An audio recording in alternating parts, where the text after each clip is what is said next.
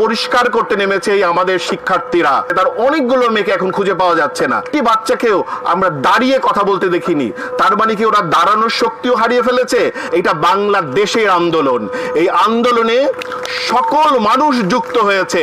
দিনে নাটক, রাতে আটক। আমরা একটা দেশে আছি না কনসেন্ট্রেশন ক্যাম্পে আছি? এখানে কি নাজি সরকার আছে নাকি অন্য কেউ আছে? আমরা কি বুঝতে পারছি? আমাদের শিক্ষার্থীদেরকে তুলে নিয়ে যাওয়া হচ্ছে প্রতিদিন, প্রতিক্ষণ। এই মুহূর্তে নর্থ সাউথ বিশ্ববিদ্যালয়ে দাঁড়িয়েছে, কারণ কালকে রাতেও 4 জনকে তুলে ফেলেছে। কোথায় নিয়ে যাচ্ছে কেউ জানে না।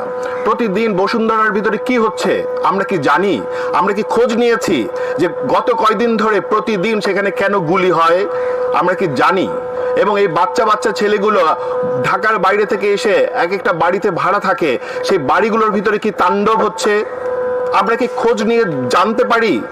আমি এখানে কোনো বিচার টিচার চাইতে আসিনি। আমার কাজ বিচার চাওয়া না। আমি এখানে ক্ষুব্ধ, আমি এখানে ঘৃণা জানাতে এসেছি। এই রাষ্ট্র এবং তার ব্যবস্থাকে ঘৃণা জানাতে এসেছি। আমাদের ছাত্র, আমার জাহাঙ্গীরনগর বিশ্ববিদ্যালয়ের যে সমন্বয়ক, এই ছেলেটিকে তুলে নিয়ে যাওয়া হয়েছে। আমি কালকে যখন অন্য সমন্বয়কদের নিয়ে এই ভাতের হোটেলে নাটক চলছিল, তখন আমি পই পই করে ওই ছেলেটির মুখটিও খুঁজছিলাম যে হয়তো ওকেও বসানো হবে, কিন্তু ওকে দেখা যায়নি।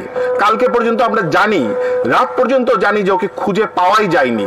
এই যে খুঁজে যে পাওয়া যায়নি, ও গেল কোথায়? ওকে কে নিয়ে গেল? কোথায় নিয়ে গেল? এইভাবে প্রতিদিন তুলে ফেলানো হচ্ছে। আমি জানি বা না জানি, রাস্তায় যতগুলো মেয়ে করেছে, আপনার ওদের ছবি দেখবেন ভাইরাল হয়েছে, ওদের ইমেজ ভাইরাল হয়ে গেছে। সেই ঢাকা ইউনিভার্সিটির এখানে যেই মেয়েগুলোই করেছে, তার অনেকগুলো মেয়েকে এখন খুঁজে পাওয়া যাচ্ছে না। এরা গেল কোথায়? শিক্ষার্থীরা গেল কোথায়? আরেকটা বিষয়, এই আন্দোলন আর কোনো কোটা সংস্কার আন্দোলন নয়। এই আন্দোলন ছড়িয়ে পড়েছে পুরো বাংলাদেশে। এটা বাংলাদেশের আন্দোলন। এই আন্দোলনে সকল মানুষ যুক্ত হয়েছে, যার যার জায়গা থেকে যুক্ত হয়েছে, এবং তারা বলছে যে তারা কতটা ঘৃণা করে।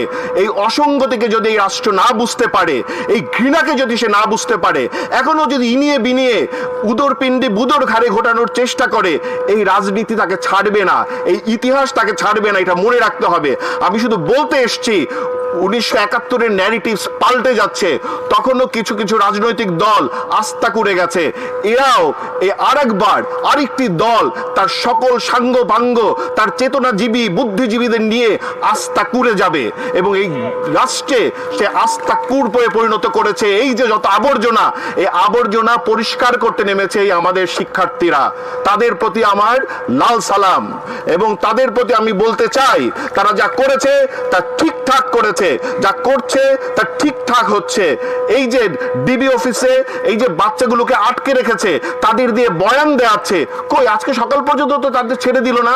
তাদের বাবা মারা তো এখনো ওই অফিসের সামনে দাঁড়িয়ে আছে। তাদের কাছে তো তাদের বাচ্চাদেরকে দেয়া হলো না। কেন দেয়া হলো না? তারা যা চেয়েছে তা তো তারা দিয়েছে। তারা যা চাচ্ছে, রাষ্ট্র যা চাচ্ছে যে হ্যাঁ সে বলবে যে আমরা মানে আমাদের আন্দোলন থেকে সরে গেলাম, সেই বয়ান তো তারা দিয়েছে। এখন তারা কোথায়? তাদেরকে কি ছেড়ে দেওয়া হয়েছে? আমরা কি জানতে পেরেছি তাদের ছেড়ে দেওয়া হয়েছে, নাকি তাদেরকে আরো আরো বেশি? এবং একটি বাচ্চাকেও আমরা দাঁড়িয়ে কথা বলতে দেখিনি। তার মানে কি ওরা দাঁড়ানোর শক্তিও হারিয়ে ফেলেছে?